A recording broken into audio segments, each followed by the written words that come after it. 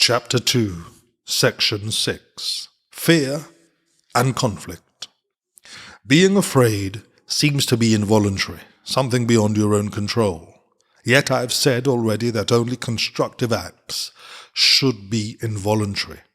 My control can take over everything that does not matter, while my guidance can direct everything that does, if you so choose. Fear cannot be controlled by me, but it can be self-controlled.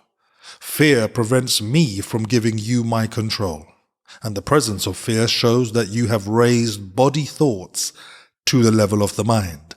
This removes them from my control and makes you feel personally responsible for them. This is an obvious confusion of levels.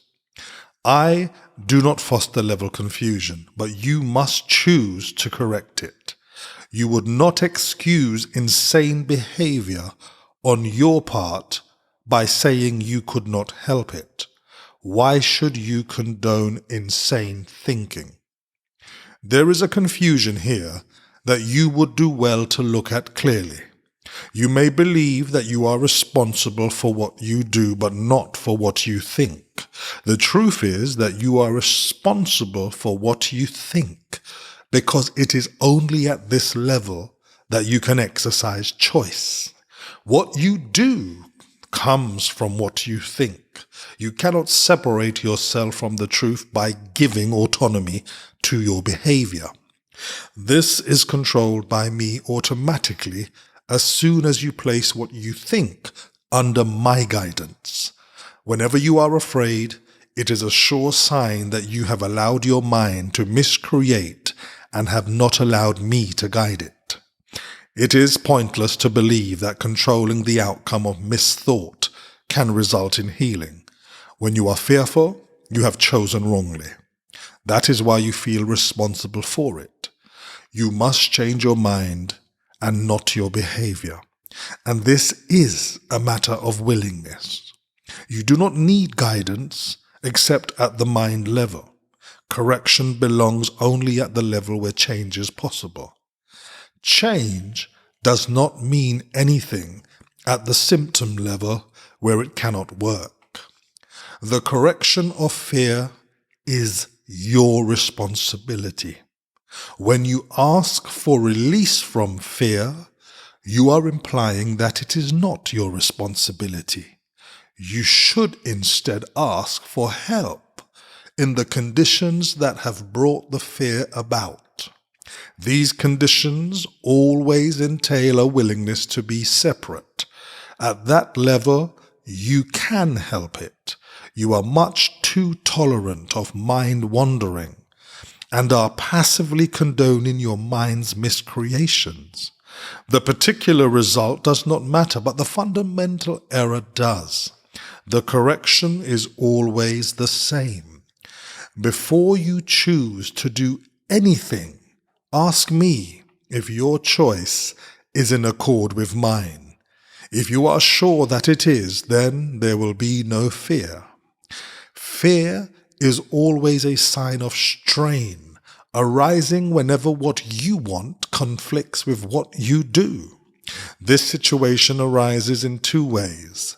First, you can choose to do conflicting things either simultaneously or successively. This produces conflicted behavior, which is intolerable to you because the part of the mind that wants to do something else is outraged. Second, you can behave as you think you should, but without entirely wanting to do so. This produces consistent behavior, but entails great strain. In both cases, the mind and the behavior are out of accord, resulting in a situation in which you are doing what you do not wholly want to do. This arouses a sense of coercion that usually produces rage, and projection is likely to follow. Wherever there is fear, it is because you have not made up your mind. Your mind is therefore split, and your behavior inevitably becomes erratic. Correcting at the behavioral level can shift the error from the first to the second type, but will not obliterate the fear. It is possible to reach a state in which you bring your mind under my guidance without conscious effort, but this implies a willingness that you have not developed as yet. The Holy Spirit cannot ask more than you are willing to do. The strength to do comes from your undivided decision. There is no strain in doing God's will as soon as you recognize that it is also your own. The lesson here is quite simple, but particularly apt to be overlooked.